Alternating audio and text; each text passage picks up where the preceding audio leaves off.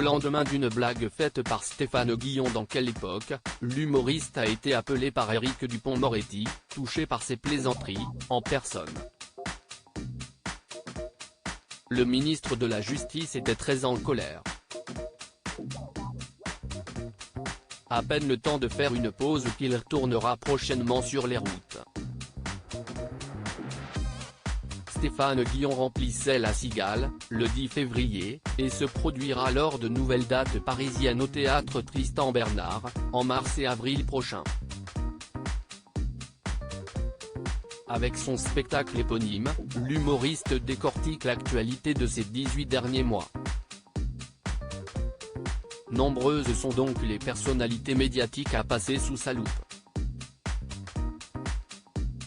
Invité de Quelle époque ?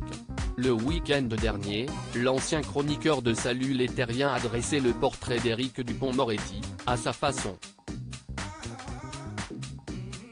Des plaisanteries mal reçues alors que Léa Salamé a demandé à son invité de décrire successivement plusieurs hommes politiques. L'acteur de 59 ans s'est moqué de l'actuel garde des Sceaux, il a un super CV. Franchement, super parcours. Propriétaire d'une Maserati achetée avec de l'argent sale. Mis en examen pour prise illégale d'intérêt.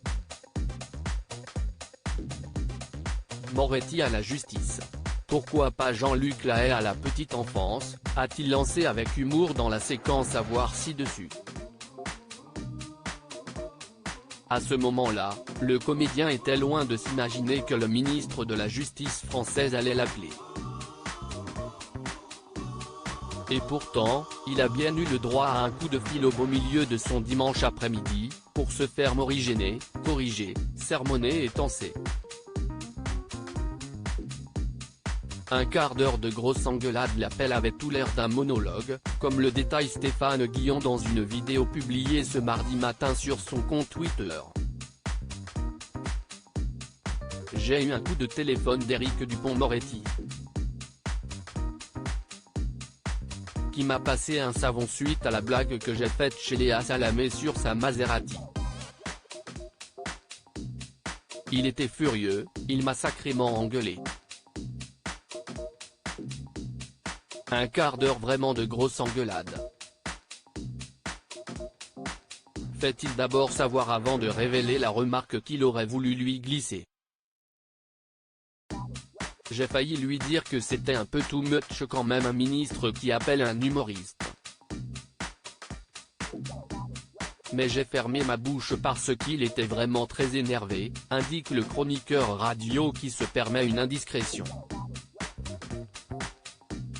J'aurais pu lui dire aussi que j'avais quand même été élégant parce que je n'aille pas parler des 300 000 € qu'il a oublié de déclarer à l'administration fiscale.